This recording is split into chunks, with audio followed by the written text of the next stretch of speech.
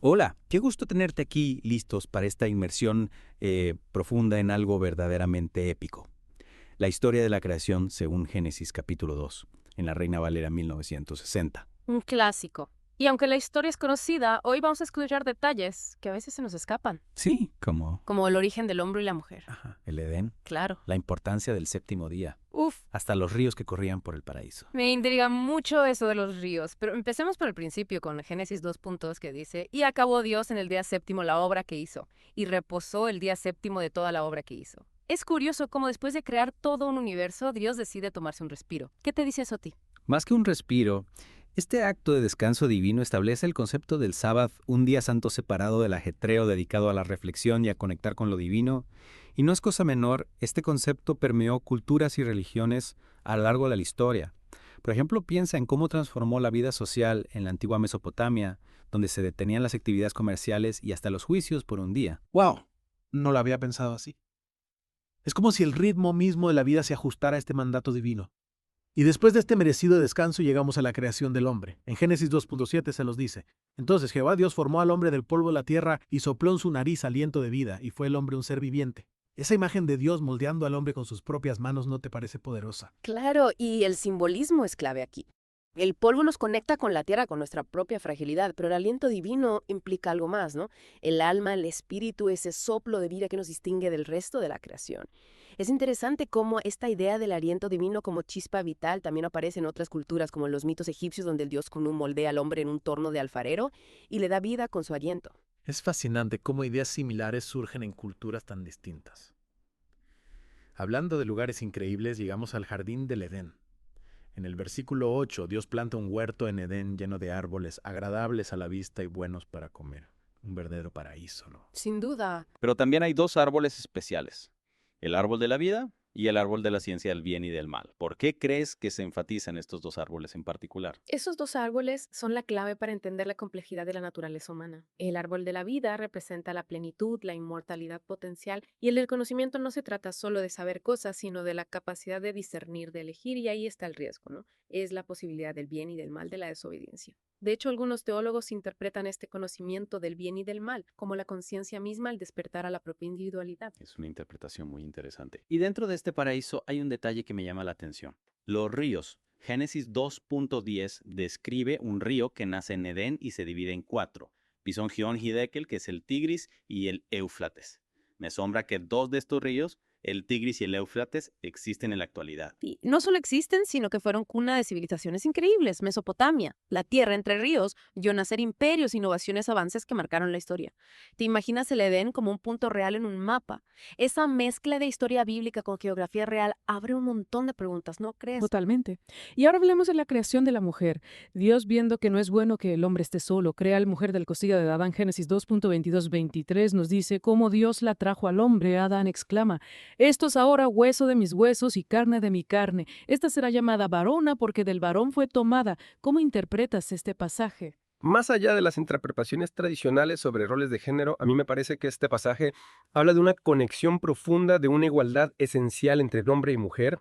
La mujer no está hecha de la cabeza para dominar ni de los pies para ser pisoteada, sino del costado cerca del corazón para ser compañera. Y fíjate en el juego de palabras, varona, derivando de varón, remarcando ese vínculo. Me gusta esa perspectiva, la idea de un origen compartido que nos une. Y en el versículo 24 se establece la base del matrimonio. Por tanto, dejará el hombre a su padre y a su madre y se unirá a su mujer y serán una sola carne. Este concepto ha trascendido culturas y épocas, ¿verdad? Lo que me parece crucial aquí es que el matrimonio se presenta como algo instituido por Dios, un reflejo de su amor por la humanidad. No es solo un contrato social, sino una unión en todos los niveles destinada a crear una nueva unidad. Y el capítulo termina con una imagen que a menudo genera debate. Y estaban ambos desnudos, Adán y su mujer, y no se avergonzaban. Génesis 2.25. ¿Cómo podemos entender esta falta de vergüenza en el contexto de la historia? A mí me evoca la inocencia original, la pureza antes de la caída. No hay vergüenza porque no hay conciencia del bien y del mal, solo una conexión natural con Dios y la creación. Es un estado que quizás anhelamos una paz y armonía que se perdió. ¿Y tú qué piensas?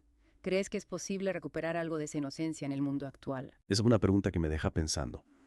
Hemos visto cómo Dios crea el mundo, establece el sábado. Como día de descanso forma al hombre del polvo y a la mujer de la costilla del hombre, y los coloca en el Edén. Y no olvidemos esos dos árboles. el árbol de la vida y el árbol de la ciencia del bien y del mal, que simbolizan nuestra capacidad de elegir, de crecer, de amar, de equivocarnos.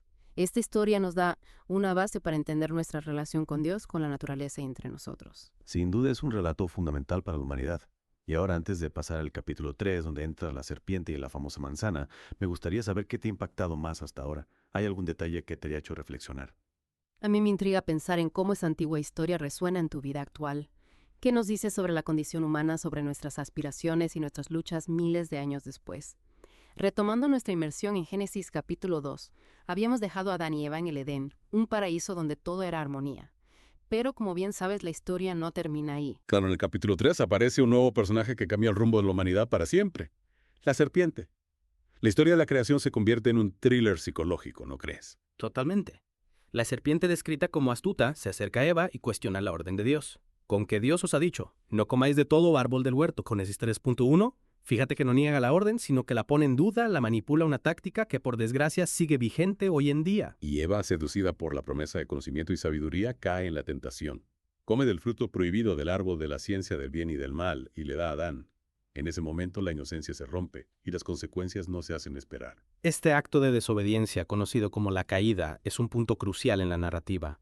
Adán y Eva, que antes estaban desnudos sin vergüenza, ahora la sienten y se esconden de Dios.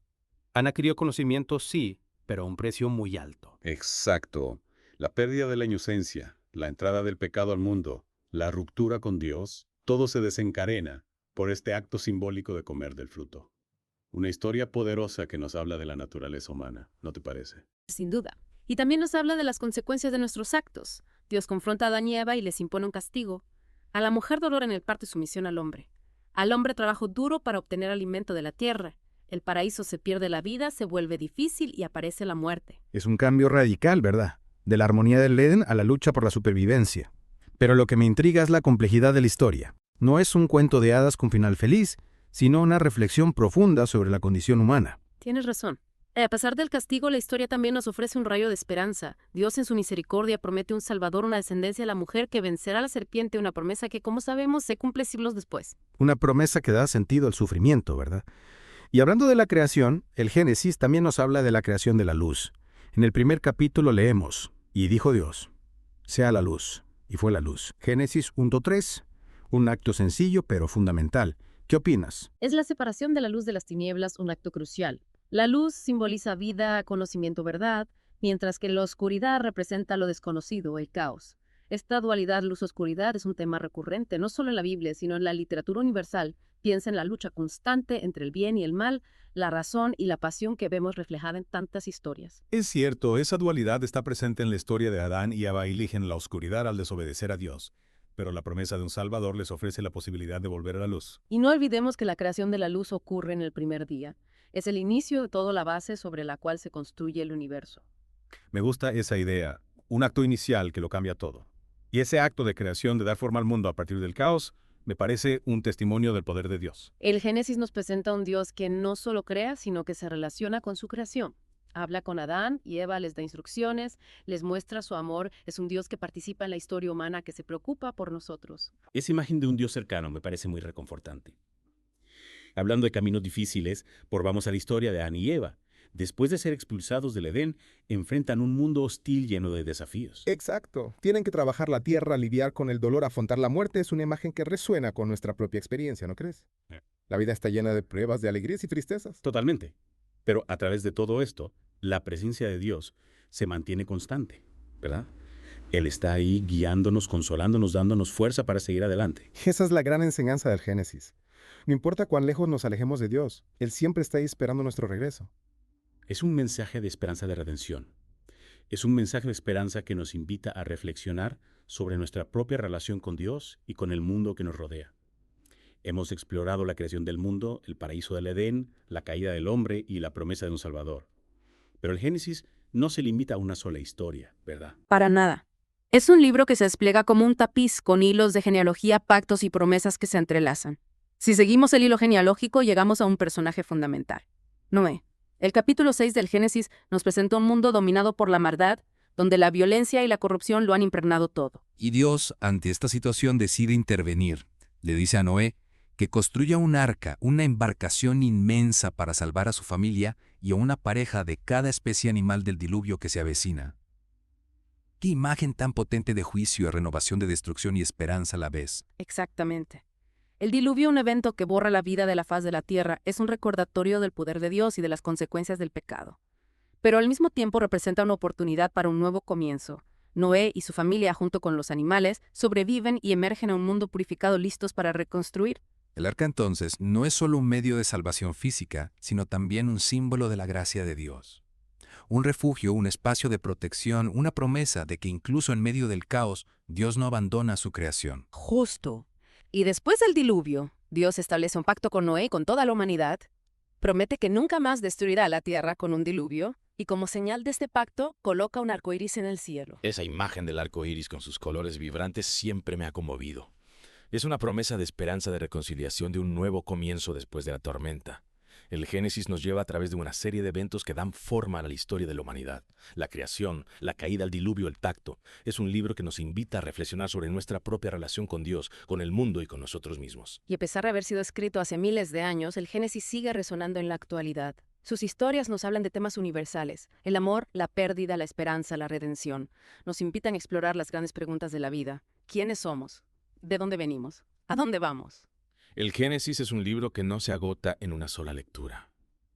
Cada vez que lo abordamos encontramos nuevas capas de significado, nuevas perspectivas, nuevas conexiones con nuestra propia experiencia. Es la magia de la literatura, ¿no? Su capacidad de trascender el tiempo y el espacio de hablarnos al corazón, sin importar nuestra cultura o creencias. El Génesis, con su lenguaje poético y sus historias cautivadoras, nos invita a un viaje de descubrimiento, un viaje que nos lleva al corazón de la fe y al misterio de la creación. Y al final de este viaje nos quedamos con la certeza de que la historia no termina aquí. El Génesis es solo el comienzo de una gran narrativa que continúa desarrollándose a través de la historia y que culmina en la promesa de un futuro lleno de esperanza. Así es. El Génesis nos deja con preguntas y reflexiones que nos acompañarán mucho después de cerrar el libro. Muchas gracias por acompañarnos en esta inmersión profunda en el Génesis. Esperamos que te haya inspirado a seguir buscando, cuestionando y descubriendo la riqueza de este libro antiguo pero siempre actual. Hasta la próxima. Y que la búsqueda del conocimiento siga iluminando tu camino.